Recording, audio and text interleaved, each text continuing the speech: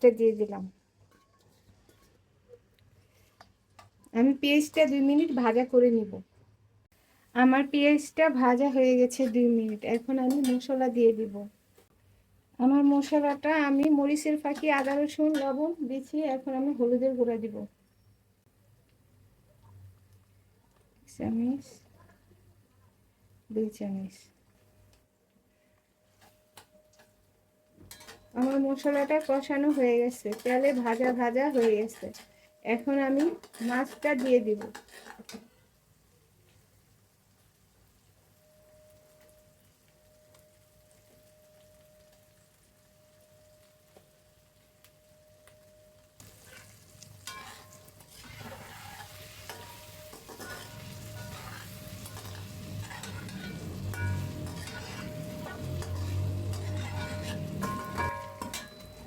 আমি একটু পানি দিয়ে দিলাম মাছটা একটু সিদ্ধ হওয়ার জন্য। আমি এটা 5 মিনিট রান্না করব।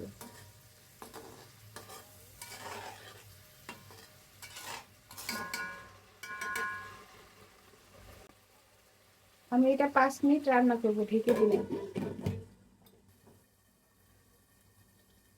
আমার 5 মিনিট হয়ে গেছে।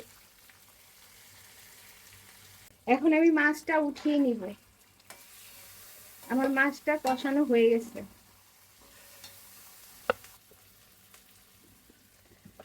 এই যে আমার মাছটা আমি কষিয়ে নিয়েছি। ছোট হলেও তরতাজা মাছ খেতে খুবই মজা। আমি এভাবে কষিয়ে নিয়েছি। আপনারাও এভাবে কষিয়ে রান্না করবেন, অনেক মজা লাগবে। এখন আমি পুঁই শাকটা দিয়ে দিব।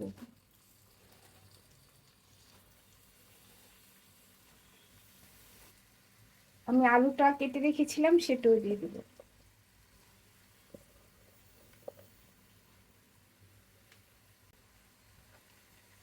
আমি পানি দিব না, শাকের থেকে যে পানিটা উঠবে সেটাই এটা কষানো হয়ে যাবে।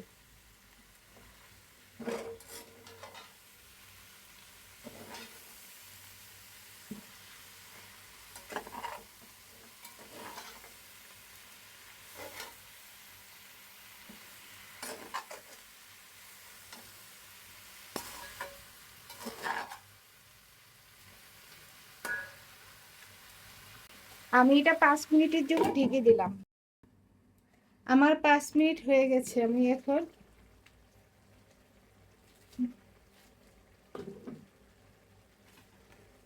আমার তরকারিটা কষানো হয়েছে, আমি কোনো পানি দেইনি। শাকের থেকে যে পানিটা উঠেছে সেটাই এটা কষানো হয়ে গেছে। এখন আমি একটু সিদ্ধ পানি দিয়ে দিব।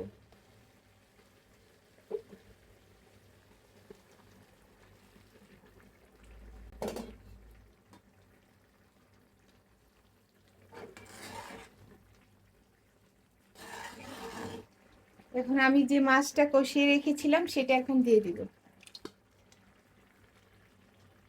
আমি এটা আর 5 মিনিট রান্না করব।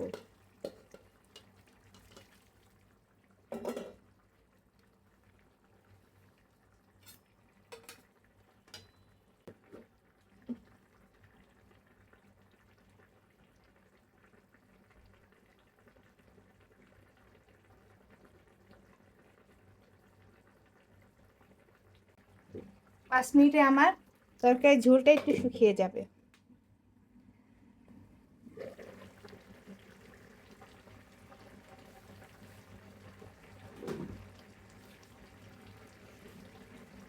আমার তরকারিটা অলমোস্ট ডান, সম্পূর্ণ কমপ্লিট হয়ে গেছে রান্নাটা,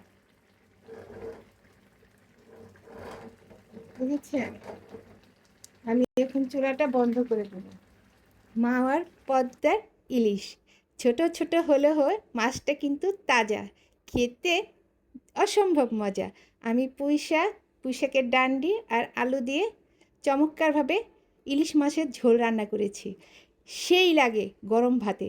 আপনারা এই প্রসেস ফলো করে একবার হলেও রান্না করে খাবেন।